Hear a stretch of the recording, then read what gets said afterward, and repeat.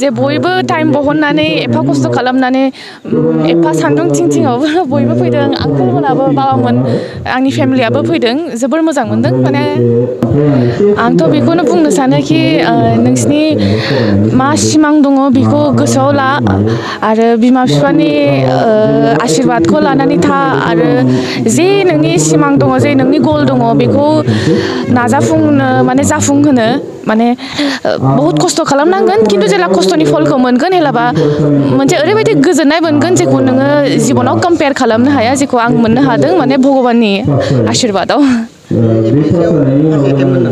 आंनि बे सेकेन्ड टेम्पमोन दा जोङो दिनै बे कबथुलि गामिनि रायजोफ्रा फामि मुसाहारिखौ माने बरायनायनि गुबै जानानै जाबाय जाहाथे जोंनि बे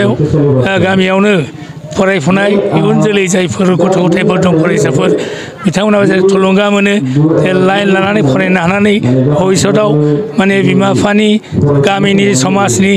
रायजोनि हादोरनि मुं लाखिनो हायो बेफोरनि सिन्था धारा लानानैनो जोङो बेबायदि सासे